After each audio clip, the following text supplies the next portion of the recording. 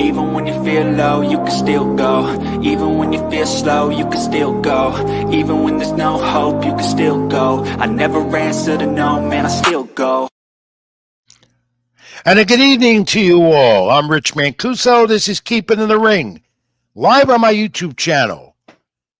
Also on String Punk Entertainment. I want you to like, subscribe to my channel. Keep it in the Ring, Rich Mancuso. Appreciate that. Also, String Punk Entertainment. And like the Keep It in the Ring Facebook page. Much appreciated if you do. This is Keep It in the Ring for this Thursday evening live edition of February 6th, 2025. The boxing schedule scrolled at the bottom of your screen. My social media handles, Ring786 at X, Facebook.com, Rich Mancuso, and I'm on Instagram. Read my content on Latinosports.com, String Punk Entertainment, and wherever you could find Rich Mancuso with the boxing. Of course, I do other sports as well, but boxing is my passion. Combat sports is my passion. And this hour ahead, David Benavidez makes his statement with a commanding win over Morrell. Canelo Alvarez, Terence Crawford, becoming a reality.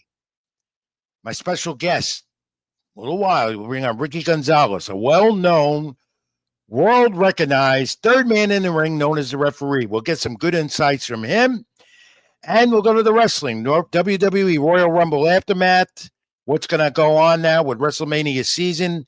Of course, we'll have some MMA news, AEW news in wrestling, nostalgia, and much more. Holding the fort, commanding the controls, my good friend Tommy D. Once again, I appreciate it as always. And your comments. We'll try and get to most of them as we go along, including you now, Jose Diaz. And thank you for tuning in. Let's get to it. Let's talk about the major fight of this past weekend on the Zone from the MGM Grand in Las Vegas. And we're talking about David Benavidez. He has arrived, my friends. Amazon Prime pay-per-view. Great card of boxing Saturday night on the pay-per-view. If you saw it, you know what I mean. So David Benavidez, he's now, in my opinion, and many others, and what Benavidez claims to be a top 5 fighter. Knocked off the undefeated David Morrell Jr. Toughest fight of Benavidez's career. Toughest fight also for Morrell's career. Unanimous decision, correct by the judges. 115, 111, 118, 108 twice. A lot of punches in the first 3 rounds. Punches to the body, back and forth. The knockdown in the 11th round, Morrell towards Benavidez, could be disputed. Showed Morrell stepped on Benavidez's right foot.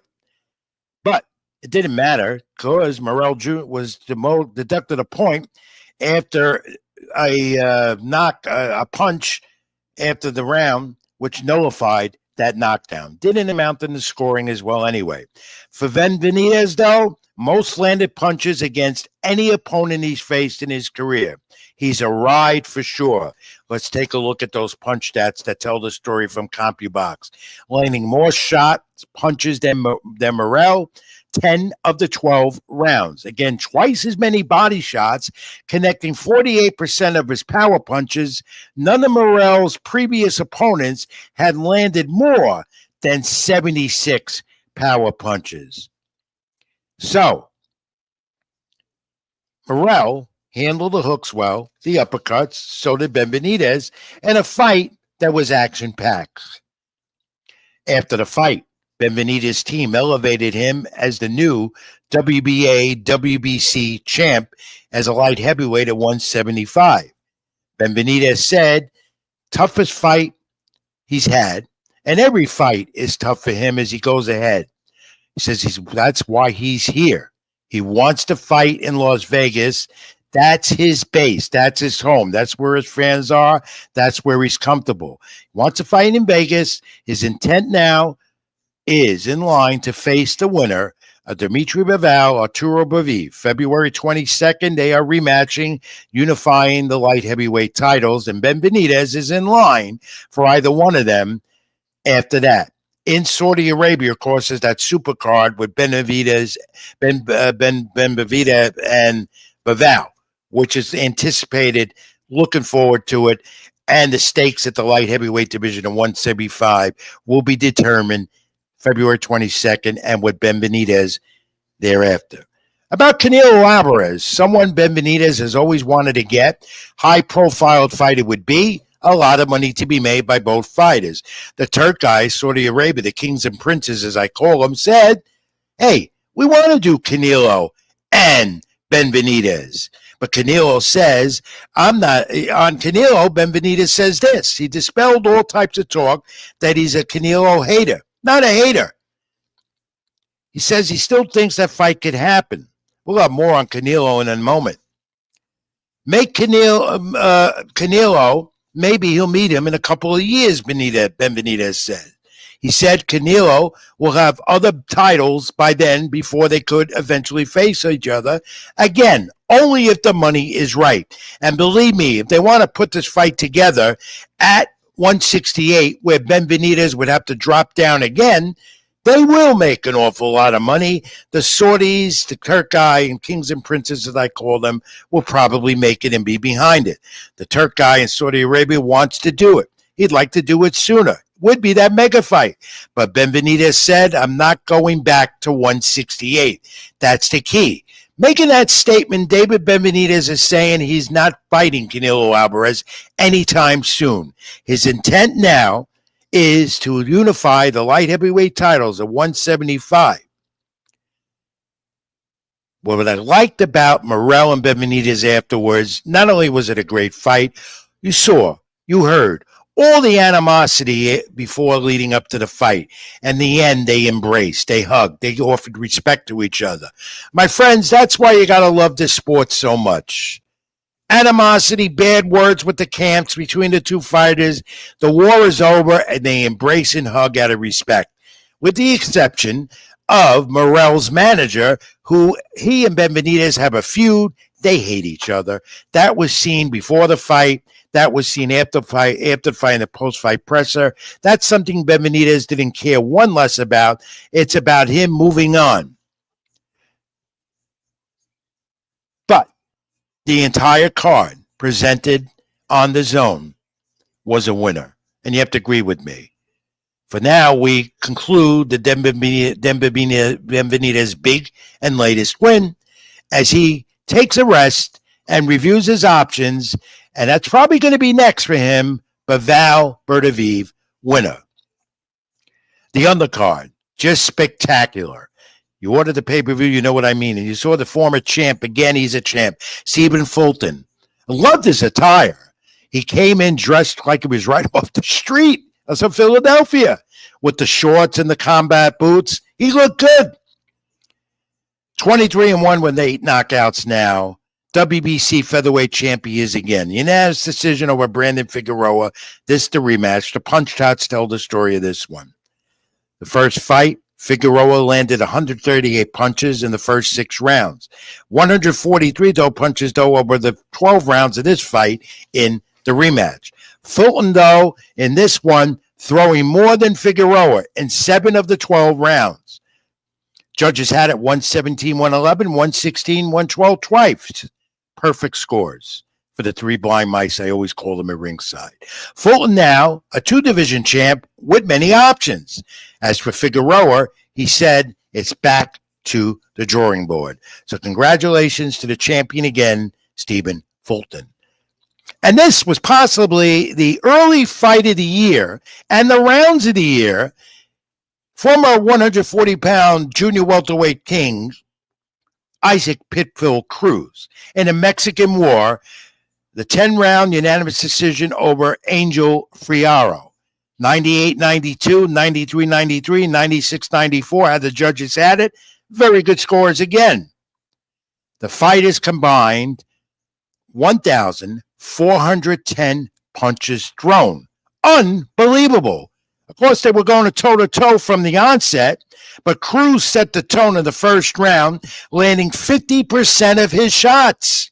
A career-best 39 power shots for Isaac Pitbull Cruz, who's back in the title mix at 140, the former champion. The punch stats told that story. Cruz with massive hooks, the right hands. Fierro was backing up most of the fight because of that. Cruz outlanded Fierro 142-113 in the first 5 rounds. When you look at these punch stats, they were incredible for this early fight of the year candidate. Fierro, the second half rally did not work out as Cruz landed 99 power punches to Fierro's 40. Get this, according to CompuBox, who does this great job with the punch stats, Fierro landed 238 punches to Cruz, and that was the most ever recorded by CompuBox in their history. The previous was 153, and all the fights that they have tapped, punches and jabs thrown and so forth. So, congratulations, Isaac Pitbull Cruz. He's one of my favorite fighters of this era right now. He became that when he dethroned George Kambosos Jr. and won the title, 140, and now he's back in the mix. A Mexican War it was, a great fight it was, and if you're a boxing fan as much as I am, you had to appreciate what these two Mexican warriors did in the ring last Saturday night in Las Vegas. And how about the Mexican middleweight Jesus Ramos? Goes to 22-1 with 17 knockouts, body punching, 8-round stoppage, 218 of the age of the scheduled rounder against former unified champ, the 21-year-old Jason Rosario of the Dominican Republic. He will rebound Rosario. By all means, he is not done. The 28-year-old Ramos was consistent with the body attack, 54 body shots in the first 4 rounds. You know, these punch stats tell the story. That's why a fighter will get the points on the judges' scorecards, at least most of them. And this is how you see an exciting fighter who can punch. But, you know, fans love that. You know that. Ramos says he's returning, though, to the super middleweight division at 154 after the fight. And, of course, that's a division where Terence Crawford, Sebastian Fundora reign, and a few other great fighters in that great super middleweight division. And 154 would be very competitive now with Ramos's great win. There is another exciting fighter in the female division. It's not Amanda Serrano. We know who she is and what she's accomplished as a unified champion among the females and has put female boxing on the map. This gal, Carissa Shields, 29 years of age, seen here on the zone over the weekend, and now a 3-division undisputed champion, the only boxer to do that, male or female, to have that accomplishment. A 10-round unanimous decision over Danielle Perkins. Once defending the first time she's defended her WBC heavyweight title, but now she's the king. She's got the IBF and WBO heavyweight titles. Not a king, she's a queen, and a good one, and possibly rivaling Amanda Serrano as to who the best female fighter is among pound for pound in boxing. Congratulations again to that young lady, Carissa Shields. She is indeed the warrior. And let's now throw to the punches now. As I call it, throwing the punches. Let's go back to Canelo Alvarez and Terence Crawford. Apparently, this mega fight is in the works and is going to happen. They say reportedly September 13th in Las Vegas, Nevada. Probably at the MGM Grand if indeed this happens. And that's because Canelo fights 2 times a year. In May, where he's probably going to get William Skull as his next opponent on Cinco de Mayo weekend for the IBF title at 168. Canelo, of course, holds all the other belts, and to many has dropped down in the pound-per-pound rankings from number 1 to number 4 and number 5. That's explainable with Inoue there on top. Crawford, who's pretty inactive and only fighting once a year, could be in Alexander Usyk, the heavyweight champion of the world, undisputed, who defeated Tyson Fury twice last year. He's considered by many number 1 pound for pound, whether you like doing pound for pound rankings or not. But this fight indeed looks like it's going to be reality. Canelo Alvarez, who has all the belts at 168, most of them except the IBF, and Terence Bud Crawford now. Apparently, he's ready to go and move up 2 weight classes to 168, and many would say that may be too tough to handle for Terrence Bud Crawford. Well, I don't know. At 154, he was mediocre. Of course, he was great at 147, and of course, he unified those titles against Earl Spence Jr. a few years ago and became the top pound-per-pound fighter next or near Canelo Alvarez. My friends, moving up to 2 weight classes with Terrence Crawford, he does this, can be risky. Never done that before, though he does come into the ring, so he claims and others know, over the 154-pound limit as he is now, and did that when he fought at 147 very successfully. But it is skeptical as how well Terrence Crawford would do fighting Canelo Alvarez at 168, moving up 2 weight classes. Regardless, this is supposedly a mega fight of epic proportions that the Saudis, the king and princes, the Turkai will obviously put the money behind. Canelo's not going to fight in Saudi Arabia. That's not his home. The MGM Grand in Las Vegas is where he fights most of the time, or he's had all this great success as one of the top boxing draws in boxing history. So I say this fight will go on. My sources are telling me they are ongoing talks, and Canelo wants this fight, and that Bud Crawford is also looking at taking this fight, and indeed this could be a reality and a mega fight of epic proportion, regardless if Bud Crawford moves up 2 weight classes to 168, happens in September, happens at the MGM Grand in Las Vegas, maybe even at Allegiant Stadium, the home of the Raiders, site of WrestleMania this year for WWE, where they could fit 74,000 fans, and a fight like that will draw 74,000 instead of record gate for boxing or more in the United States. Look out for it. There's talk, there's buzz, and when that happens, and you hear it on social media and see it, and a lot of the media, boxing media, are picking up on it, you know what I'm hearing, what they're hearing. Terrence Bud Crawford, Canelo Alvarez is indeed going to become a reality in September and probably in Las Vegas. Again, it all depends if Canelo can get the IBF title back undisputed. Well, Terrence Crawford would love to become a 5-division champion in his 4-belt area. And Canelo Alvarez, of course, is not going to look anyway to give up his titles, even though some will say his skills have diminished a bit. On that Benvenidez card, his brother, Jose Benvenidez Jr., who's had an up-and-down career, well, he's back. He won his 2nd fight in a row and got a commanding win Saturday night. He says he's not done yet, and I do. I think he's done yet. And it's nice to see the brothers, Jose Benvenidez, the champion, and David Benvenidez, his brother, fighting on the same cards. Continue to throw the punches this week. No Ryan Garcia news. That's a surprise. He's on my broadcast every week here on Keep It in the Ring. He's been quiet, possibly because he just can't anticipate getting back in the ring after a suspension in early April. It's not about Devin Haney. They're clashing for sure. That's going to happen at some point this year, assuming Haney and Garcia again win their respective fights, probably in April. Garcia is preparing for Rolly Romero to get back into that mix and get back on top and have the rematch with Devin Haney at some point later this year. But we have no updates from Ryan Garcia. He's been pretty damn quiet. That's good because that means his mentality is focused on one thing, boxing, and none of the distractions.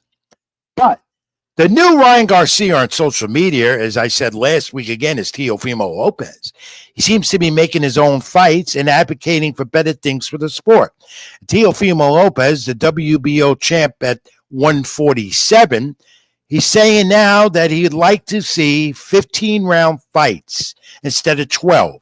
And my friends, I'm all for that. How many times do you hear me on this program every week say, I'm the biggest advocate, old school, go back to 15-round championship fights instead of 12 because that's where championship rounds are done. Teofimo Lopez is old school. He wants that. I'm all for it. He's signed now. He has a 3-fight deal with the Turkai and the Kings and Princes in Saudi Arabia, and he has to live up to that billing. So he's going to make an awful lot of money now that he's no longer with Top Rank.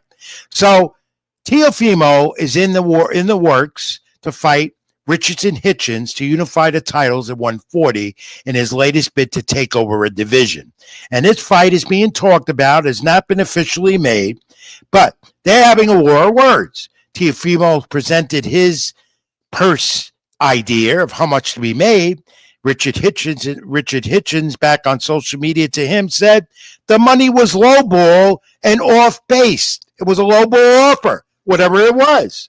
So the war of words continues between Teofimo Lopez and Richardson Hitchens, and a fight that would be major this year, and a fight that would potentially unify the division at 140 junior welterweights, as Teofimo also still looking at going to 147, where Gerard Boots Ennis is the champion, and where Gerard Boots Ennis is looking to unify that title and division and then move up to 154.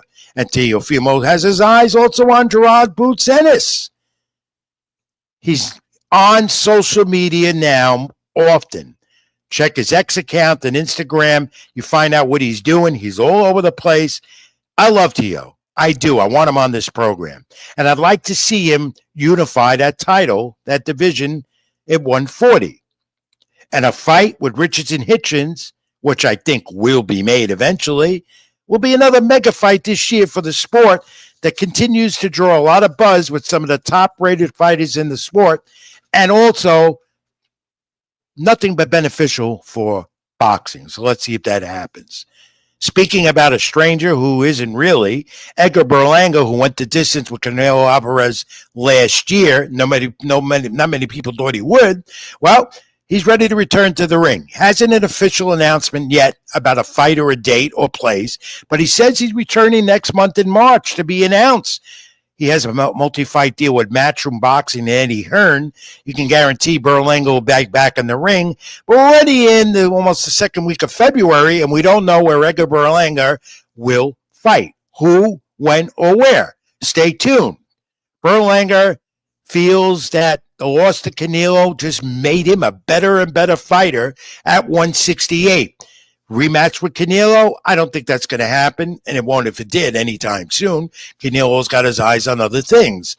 But Edgar Berlanga, after this Canelo fight, gained more respect among the fans and in the boxing community overall.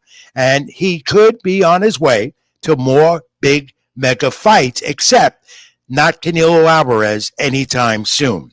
And Sabriel Matias, former champion, IBF 140-pound eliminator, that was announced for March 1st in Puerto Rico. Another homecoming date for him. He seems to be fighting in Puerto Rico now more, where he's from. The opponent going to be a tough one for him on March 1st, Gabriel Valenzuela. That fight, I think, is going to be televised, streamed on the Zone as well. So Mateus back in the mix, Teofimo Lopez in the news, Canelo Alvarez, Terrence Crawford, Edgar Berlanga again, and also David Benavidez with that great win. A real exciting time to be a boxing fan and following this sport. Don't you agree? Like, comment, and subscribe here to my channel on YouTube, Rich Mancuso. Also, Facebook page. Like that page, and String Punk Entertainment. And, of course, we want to hear your comments. Finally, a fighter who said he was not going to fight again and had a comeback fight coming, Regis Prograis, who said it's time to give these fights to the youngsters. It was enough after his last couple of losses. Well, he had a fight scheduled for February 13th at the Honda Center in Anaheim. Golden Boy promoted. Prograis was going to fight Oscar Duarte, which would have been a good fight for Regis, but he sustained a setback. He had the fight is off. De La Hoya's trying to salvage the show and get Duarte a new opponent. Prograis apparently injured his shoulder or something of that magnitude, not able to fight, and said he will be back, though. He'll have to recover from this. I love Regis. I love his style. I love his personality. Gotta love his tattoos, too. He's probably got the best-looking tattoos than any fighter in this business, let me tell you. But his latest fight is off, and he'll rebound. Says he's not done, even though he said he was done months ago. All right, Thomas, behind the scenes, handling the controls for me tonight. Do I have Ricky Gonzalez ready to go? Just give me a heads up. I hope he's not here yet. He's not there yet. Okay, thank you. All right, we can mangle on. Thomas, can you put up some of the comments as we try and reach Ricky and see where he is?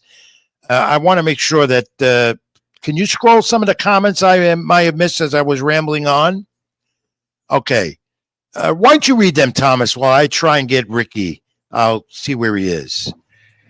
Okay, we'll do so. Jose Diaz makes a comment. He says, Morel, he had to use more footwork, and that's why Benavidez won. So basically saying what I've said as well as watching the fight, I thought that Morel was in the pocket way too much than what, he should have been. He fought Benavidez' fight. Mm-hmm. Another comment from Four Corners Boxing, saying good fights last weekend. Shout out to them. They were actually in Vegas last week. At the MGA, MGM watching these fights. Jose Diaz, he makes a comment, talking about, I guess he was referring to Ramos and the Rosario fight. When he was talking about that, he was mentioning that he destroyed the body and you have to go downstairs and then work your way up. And let's see here, who else? And then so everybody just saying hello and basically saluting everybody, the channel and everything. So saying hi. So that's good to hear. And I want to thank everyone for contributing to this program tonight, every week live here on Keep It in the Ring with Rich Mancuso. No word yet from Ricky Gonzalez.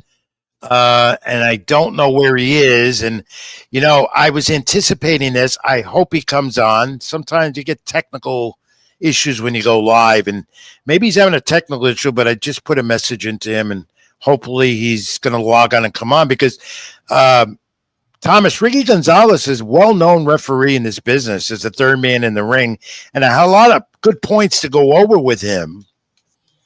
I wanted to talk about his role and hope he does come on as a referee, doing numerous championship fights over the years in his career, licensed more with the New York State Athletic Commission. I was going to talk to him about that, some pointers in the sport about how to become a referee and some of the stories he's had. And I'm waiting for him, and I'm wondering if I should just go to a little extended break, not too long, and hope he logs in and come back and take this brief time out, and hopefully Ricky could join us on the program. If not, I'll go over some of the things that I was going to ask him and then move on. So this is Keep It in the Ring with Rich Mancuso. Thomas, why don't we just take a time out or so?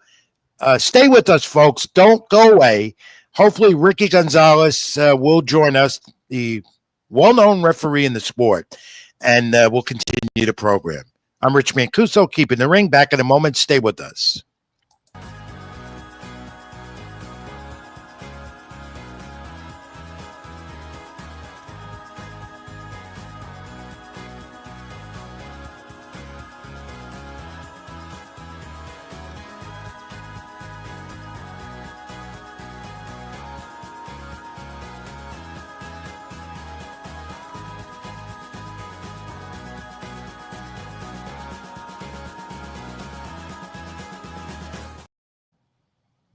Even when you feel low, you can still go. Even when you feel slow, you can still go. Even when there's no hope, you can still go. I never answer to no, man, I still go. All right, I'm Keeping It in the Ring with Rich Mancuso. Thank you for joining me on my YouTube channel. Like, comment, and subscribe. And I'm getting word from Ricky Gonzalez, the referee, that we want on the program. He's getting ready. Going to have him on in 2 minutes, Thomas. So get ready for him coming in. We'll have him on, and I look forward to it. So I'm glad I took that break now so we can just keep going on. Okay. Like, comment, and subscribe to my channel, folks. We'd appreciate that. Also, Stream Punk Entertainment. Get me on X at Ring786, Facebook.com, Rich Mancuso. I try and get back to each and every one of you. The boxing calendar is picking up. We're in that season now. And Thomas, come on in. We could talk a little till Ricky comes on and discuss more about where do you think Benavidez is headed?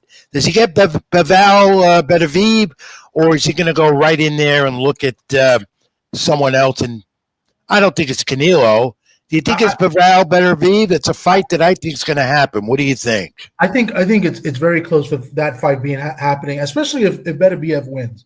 I think if Beterbiev wins, he's undisputed again. I mean, he's still undisputed. He's 2-0 against Bivol, so you don't have to worry about a third fight, a rematch. So I think Benavidez wants the big fights. I think he made his claim as saying he's one of the faces of boxing now. I think top five, yeah, and I agree. I agree with that. He wants that fight, so I think I expect if Beterbiev wins, I expect him to negotiate and try to make that fight at the end of the year. Now, if Bivol was to win, then maybe that messes things up a little bit, and they might have a third fight, a trilogy with Beterbiev. Yeah, which is possible because the first one was good, controversial. The second one should be just as good, so that could lead up to a trilogy. I'm pretty it could, and then Benavidez is on hold with that. But if Benavidez had to fight either Bivol or Beterbiev, who do you think he fares better against? Because Beterbiev with that 100% knockout ratio, and of course Benavidez has his own power and can knock a guy out as well with those body punches. I think he fares well against both. Beterbiev, I think, would be more dangerous, especially the way Benavidez's style is.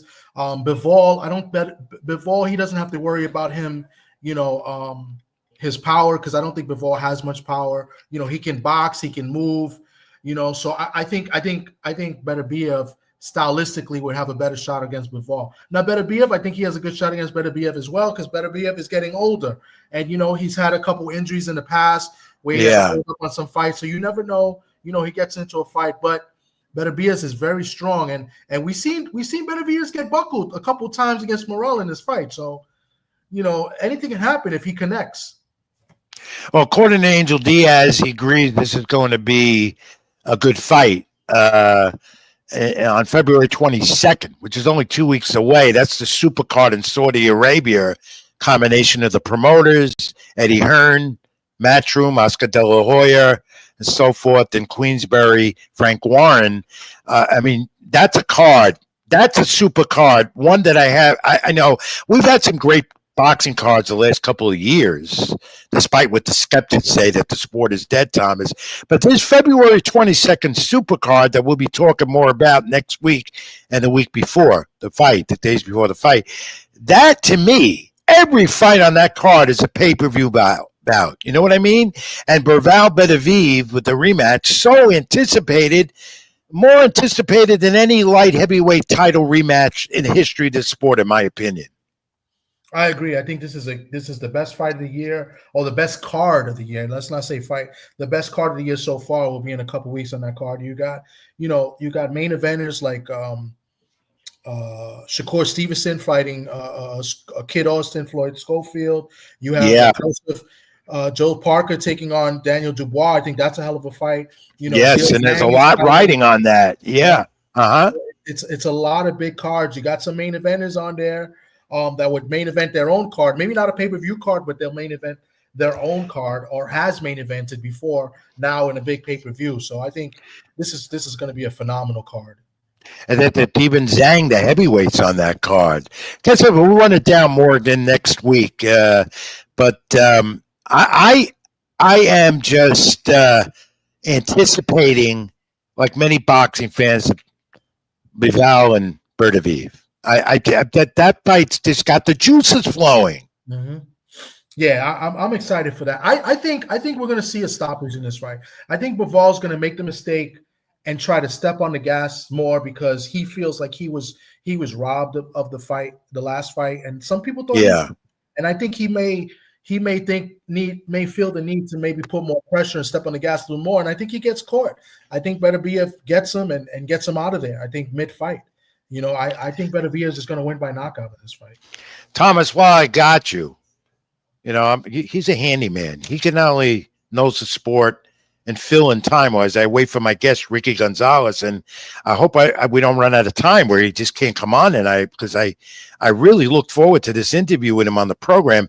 But Thomas also not only handling the controls and become a great colleague and partner of mine in this business with boxing and so forth. We talked earlier, I did, about a fight that I think is going to happen with Canelo Alvarez and Terence Bud Crawford. And do you agree with me that this is going to be tough for Terence Crawford to move up 2 weight classes to 168 to fight Crawford, to fight Canelo? Hold on one second. Well, Ricky Gonzalez is trying to get in. He says, I'm trying to sign in. How do I do it? So he needs the link. Let me see if I can send it to him in the chat. And let's see. All right, this is part of doing a live program, and instead of pre-recording our guests, it does happen from time to time. And Ricky's even saying that, and then I could use, if he can log on the link, then he can do this.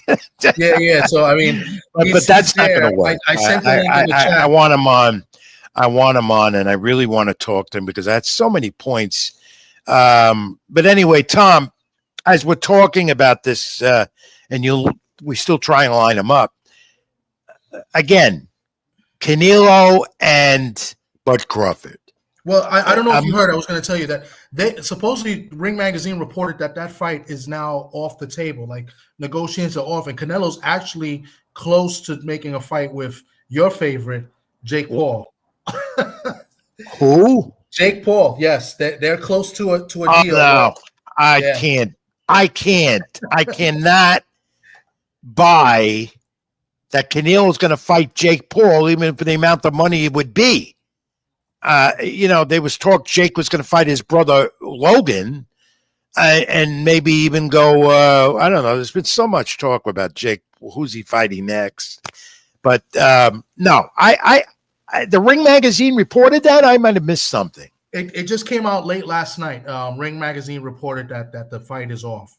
So, and it seems, and there's no legit report as to who's to blame, but it sounds like Canelo wanted more money. That's what I've seen so far today. Well, yeah, Canelo said that to fight Crawford, that's on record, that he would only do it if it's an awful lot of money, which he commands, and he would get.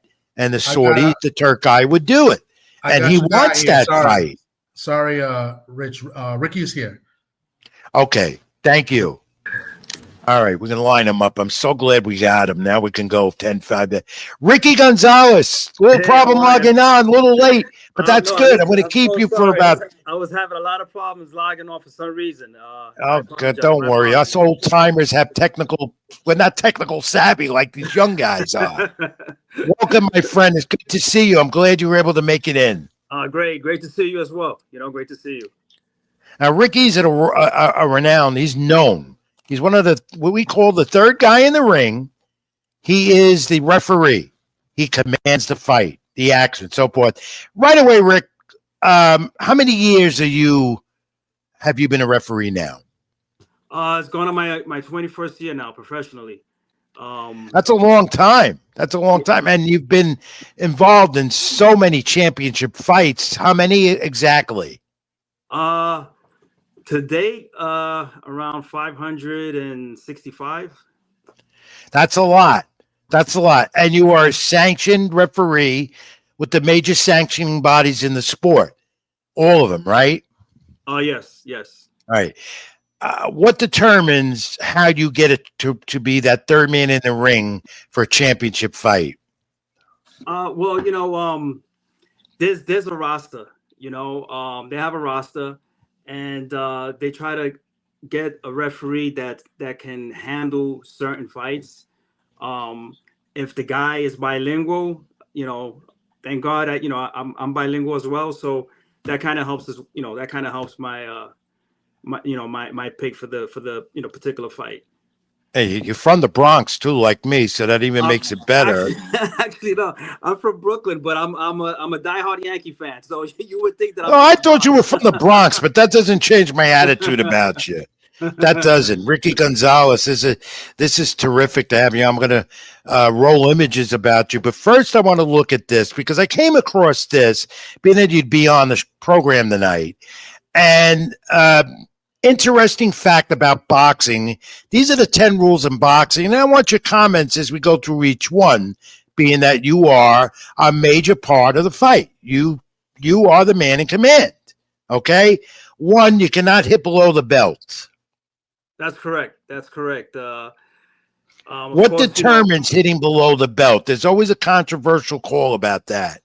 Well, I mean, if the guy gets hit again below the belt, if he gets hit in the groin, you want to bring it to the offending boxer attention. You want to bring it to his attention.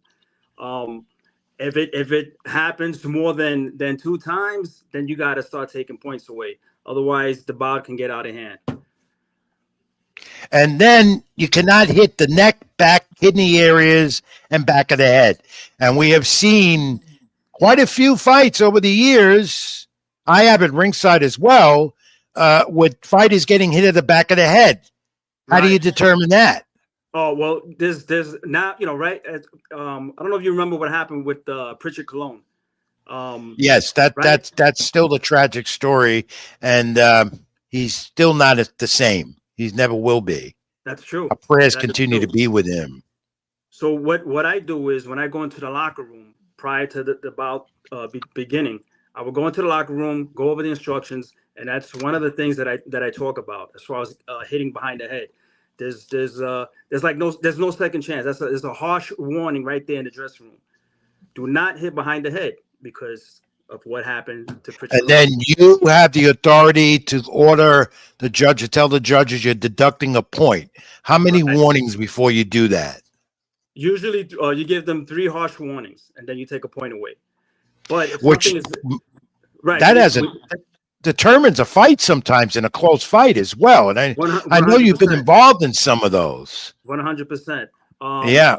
But there are also times when you don't need to do a harsh warning because the foul is done intentionally. So if it's an intentional foul, you immediately have to take a point away. Have you ever been involved, before we continue going down these 10 rules, Ricky Gonzalez, renowned, known referee in boxing, third man in the ring, have you ever been involved where replay has been put into effect? Because that's been another thing that a lot of promoters don't want. Some do. Fans may not be for it. Have you been involved in any replay situations in boxing? I've never been involved in the replay situation, but I have been about that. Are you for it? Oh yeah, 100%. You know, I mean, it's all about the boxes. You want to get the correct decision. You know, we're human. We make mistakes in the ring, and if a replay can help that decision, 100%, I'm all for it. Okay. Now, you cannot hit with loose gloves. What does that mean, really? Well, as far as the wrapping the gloves with the tape, you don't want excess tape or gauze hanging from the glove and hitting the going into the boxer's eye. You know that can cause some harm. And you are the referee, is in the back before the fight as part of review, looking at to see that the gloves are wrapped and the wraps are on properly.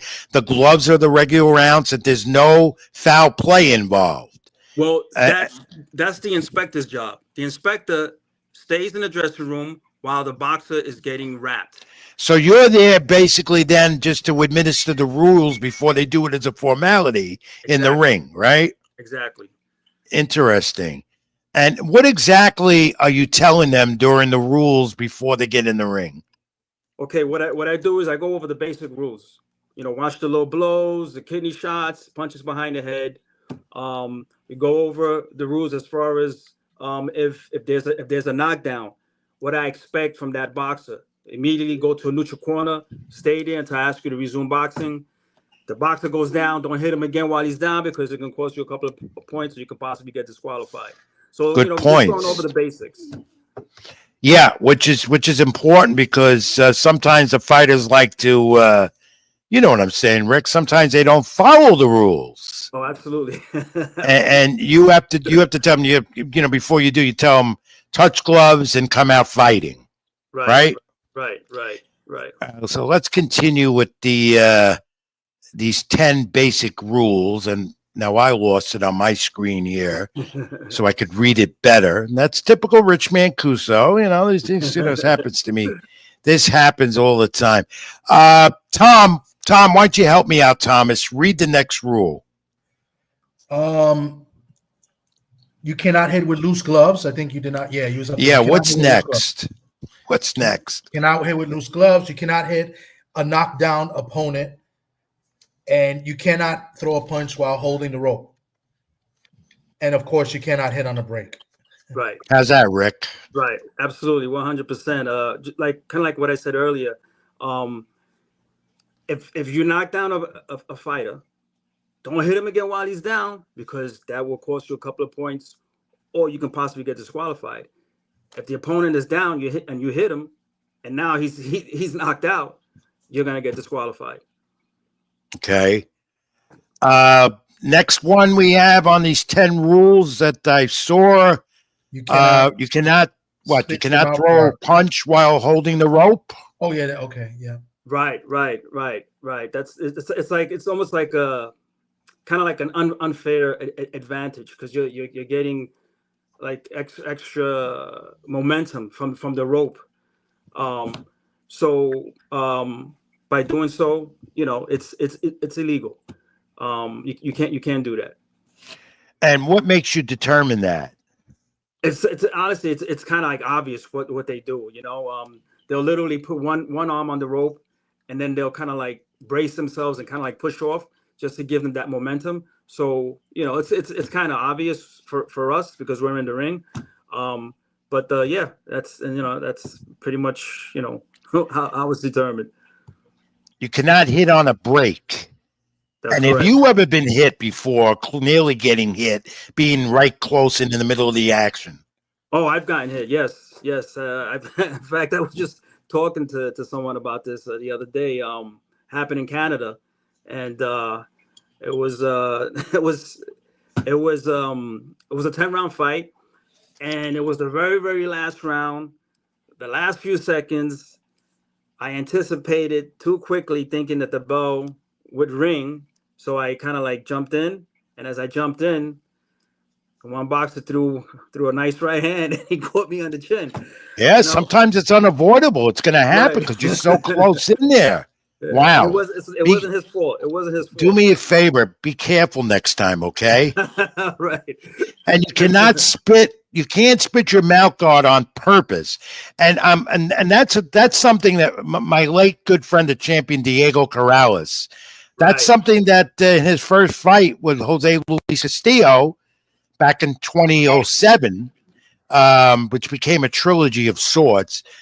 That was a controversial thing about Diego Corrales. So I'm going to say, and many still say that he purposely spit the mouth guard out when he went down, and that saved him.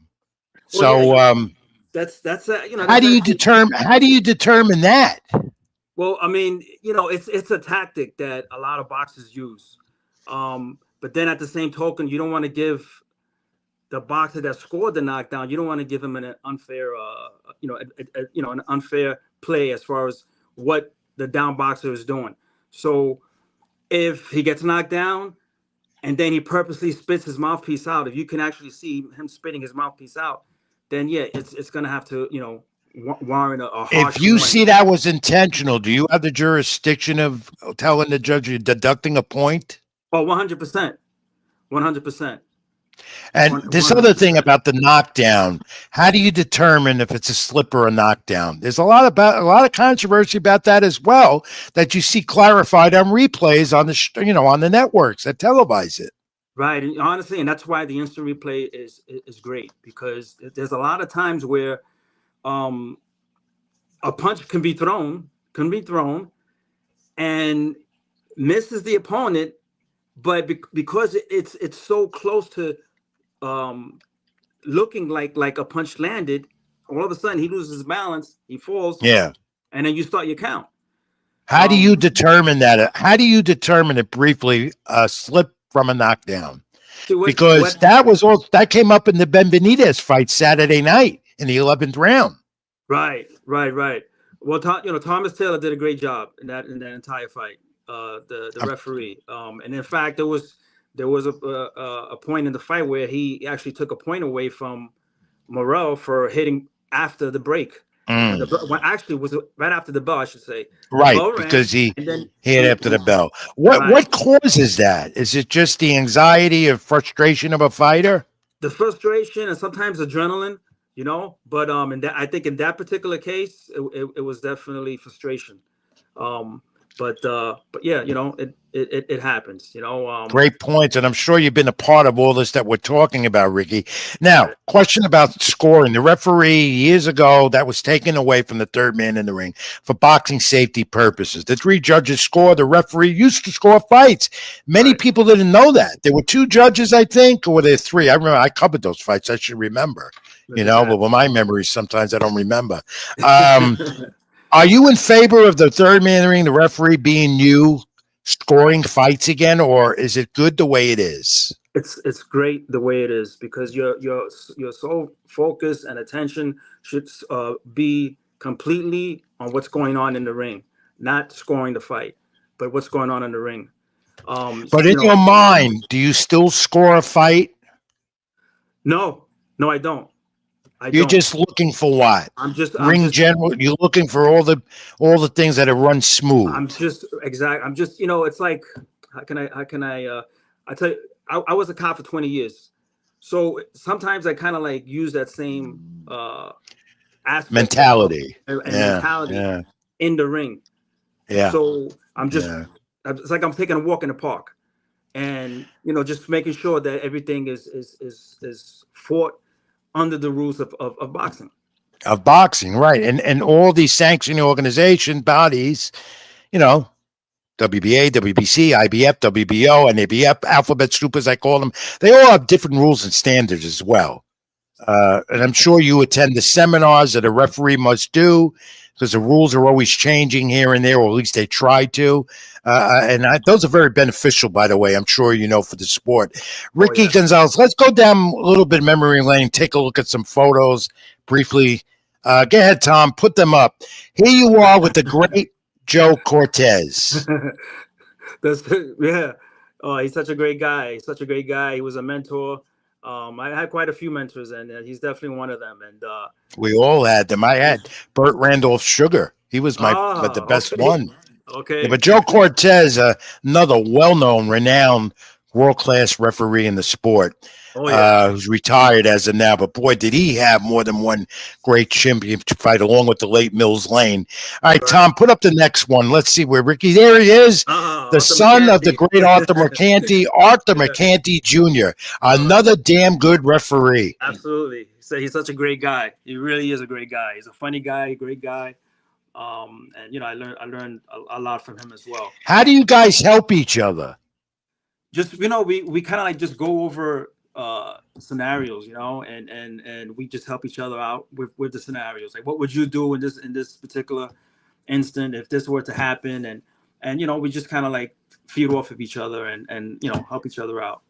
Do you ever go back and review some of the fights you've done, including this one? Let's take a look. Thomas, I think there's Pelik Palvik, and I believe that was against Bronco McGirt at the Mohegan Sun in Connecticut in 2006. Right. Yeah, I'm coming down memory lane with you. Oh, yeah. There you are, giving instruction, and that was Bronco going down. Right. And you administered what, the standing 8? Well, there's a mandatory 8. See, a lot of people get confused with the standing 8 and the mandatory 8. So yeah, when a boxer goes down, he gets a mandatory 8 count. Now, if he can beat that mandatory 8, then he can continue fighting. Interesting. Now you clarified something for me as well, because all the years I'm around the sport. That's interesting. And you're administering that count. You heard loud and clear. And I'm sure that you make sure also that the safety of the fighter comes first. Speaking of that, what determines when you have to end the fight? When do you determine, Ricky, that a fighter has seen too much? Because Richard Steele still hasn't recovered from that Pernell Whitaker fight with Chavez, I believe, years back in the 80s. Where Steele was going to say they stopped it too fast. What determines you stopping a fight? Usually, well, most times it's body language. You can just read the body language. Look at the boxer's eyes. His eyes tell a story. He's not gonna want to And give if they're up. not throwing back or fighting back with any offense as well, I'm sure. Yeah, and it's sometimes it's like one sided. The guy's taking a beating, and the majority of the fighters, I mean, all the fighters that go in that ring, they have the heart to want to continue. They want to go out on their shield, but you have to be there to protect them, And safety comes first, of course. 100%. You see that right away. And you guys, I mean, the credit to you, because you are very important as that third guy in the ring to make sure the fighter is safe in that ring and when it's over, to making the right decision. It's more than the money that's being won, but with the bettors out there online now and wherever, and it's more than the record of the fight or whatever. It's the safety comes first. That's the major protocol, I'm sure. Ricky, one more image I got to show, then you're going to quickly do the fact of the week with me. There you are with an award, one of many, with your son, right? That's my son. Yes. You're very close to him. Absolutely. And good looking young man as well. Thank you very much. And I'm sure he's all in your corner all the time. Oh, yeah. Ricky Gonzalez, this has been great. Now, you ready for the fact of the week? Okay, All guests with Rich Mancuso get a crack at the fact of the week. We'll do it quick. Thomas, put it up. It's not fact of the week till it's fact of the week with Ricky Gonzalez.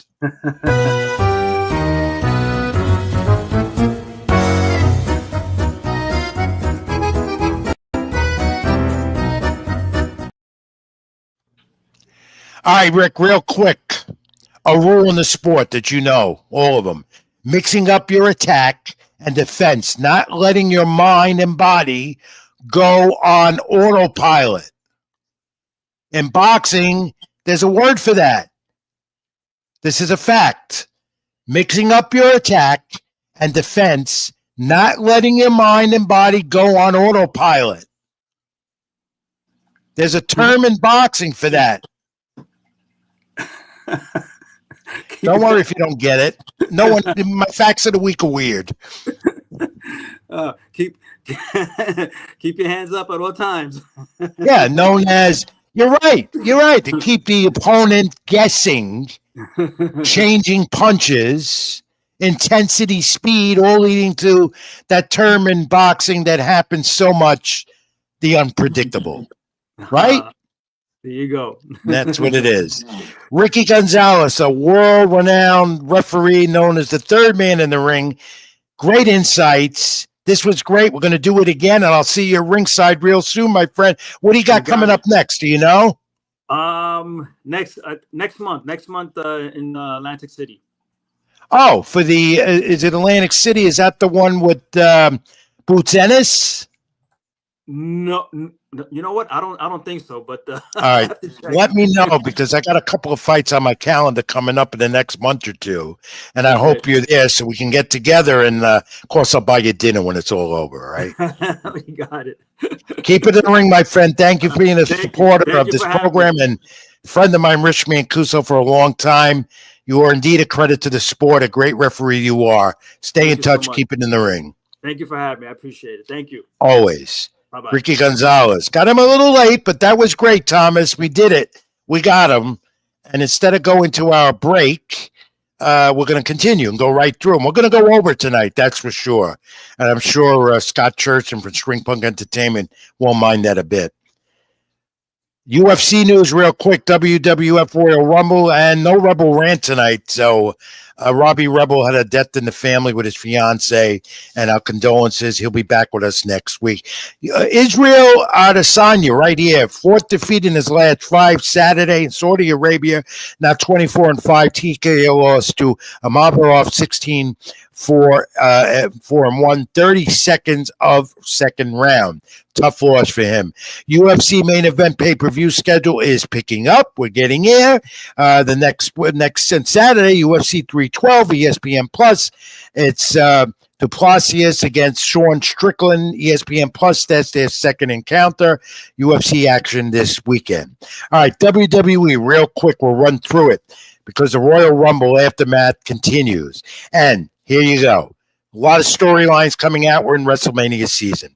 Charlotte Flair, the women's champ, the women's winner of the Royal Rumble, good one. Becky Lynch wasn't there yet. We did see Charlotte now win and can have any one of the three, the NXT champion, the SmackDown WWE champ. I think she's going to end up winning Tiffany Stratton at WrestleMania. Congratulations to Charlotte. Many said it was a controversial way to a winner of the Women's Royal Rumble. I disagree. Charlotte Flair is a tremendous female superstar, WWE. And of course, Jey Uso's win was a complete surprise. It swerved everyone because everyone thought John Cena was going to get it, but now it makes sense. Well deserved for Uso because Jey Uso now will probably get Gunther for the world title at WrestleMania.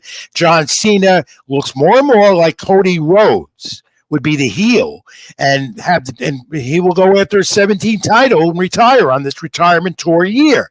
That's why Jey Uso didn't won the Rumble and Cena did not. How about this at the Royal Rumble? With all the surprises, you either had the TNA champ with their new alliance with WWE. Joe Hendry makes an appearance. Roxanne Perez set a record for a woman in the Rumble. And go to the next frames, Thomas. We talk real quick. Nikki Bella's back, and she's going to be active again. That was a surprise to see her back, and she's supposedly going to be more involved with WWE again going into WrestleMania. And how about this one? Show this one, Tom. Cody Rhodes, of course. Grueling ladder match with Kevin Owens. Sami Zayn looking towards WrestleMania now. Penta and Mysterio starting it all off. The two Mexicans. Mysterio, the icon. Penta just as well. Shaking hands. Great match it was to open it up. And this, Braun Breaker and the rap guy Speed, whatever he's called. Speed got hurt. A lot of guys got hurt in the Rumble. Drew McIntyre, very disenchanted because of the way it ended. CM Punk not winning the Royal Rumble. A lot of questions, but all a part of WrestleMania coming up mid-April in Las Vegas for 2 nights. Very interesting Royal Rumble and the aftermath for WrestleMania coming up. Good Royal Rumble overall, except Nia Jax, my favorite, didn't win the Women's Royal Rumble. And the return of Alexa Bliss, who will be a part of the Wyatt Six, no doubt. She had signs of that on her ring attire, and will probably the Wyatt Six will be involved in a feud. I forgot who they're going to feuding with because I'm rushing through this. But great Royal Rumble as they head into WrestleMania season. And the surprises, the swerves as well. All right, AEW getting ready for Grand Slam next week in Australia. And Tony Khan made this known. The new AE Dynamite ITV4 record set in the UK for most views. And he says, of course, they're always successful. And here is an example of it on his latest X posting. And in it last night, Dynamite started to prelude more what's coming up at Grand Slam next week, and All In their pay-per-view coming up in Australia. All In, Jon Moxley and Cope. That's going to continue to be a rivalry, and I look forward to this at Grand Slam. Mariah May, the champ, Tony Storm, back to her old self. That's going to be a part of AEW Grand Slam. So more wrestling action with more time next week, and probably lining up for Superstar or 2 in the weeks to come.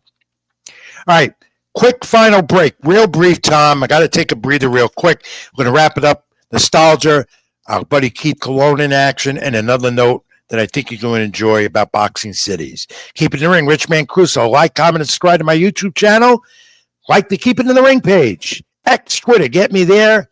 Ring786, Facebook.com, Rich Mancuso. Tom, brief timeout. Back. Stay with us.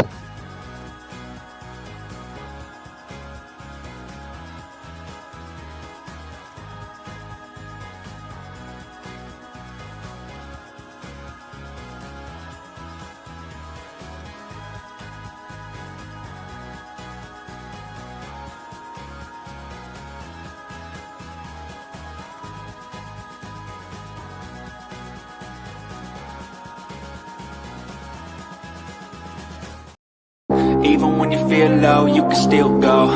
Even when you feel slow, you can still go. Even when there's no hope, you can still go. I never answer to no, man, I still go. All right, we're running late over this week, and I'm sure that's fine. I can go 2 hours if I had to. I'd keep it in the ring tonight. Let's wrap this all up soon now with nostalgia. We're going to take a look at July 2nd, 1921. Jack Dempsey, George Carpentier, the first fight with a mass radio broadcast that happened on WJY in Hoboken, New Jersey, right in my backyard and many of yours, known as the fight of the century at this time. And, of course, that was the beginning of boxing on radio. Get this, over 90,000 fans there in New Jersey and Hoboken. Unbelievable. Dempsey, George Carpentier at the Boyles Arena of Bowl Acres in Jersey City, New Jersey. And that was 91,000 fans, July 2nd, 1921. Known then as the fight of the century. Jack Dempsey, the great Jack Dempsey against George Carpentier. Of course, Dempsey had that great restaurant, Times Square area of New York City for years. So Dempsey outweighed Carpentier there by 20 pounds at 188. The French challenger at 168, Carpentier. Minute in the fourth round, Dempsey pressured Carpentier with the left-right combination that he was great and known for. 116 in round 4 was over with another combination of the right hook to the body. The fight generated $1 million in revenue. And at that time, back in 1921, that's amazing to hear. Then he lost to Gene Tunney on points, 10 rounds in 1927 with the long count, known in the fight game as a long count, and retired with restraint. He retired, of course, had the successful restaurant Jack Dempsey for years, and then passed on. I visited that establishment with my late friend and mentor, Bert Sugar, many, many times. All right, we take a look at our friend Keith Colon in fight action over the weekend in Newark, New Jersey at the Prudential Center. Got the win over Angel Ramos, who was a fighter for my friend Ryan Schwartzberg out of down there in Florida, who's been on this program. Tom, roll the brief video of the knockout, his ring entrance, and so forth. Go ahead, Tom. Let's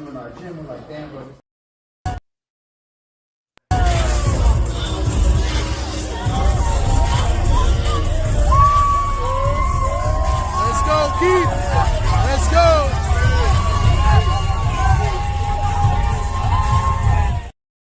Rev, back up, Rev! Toma! Ahí! Toma!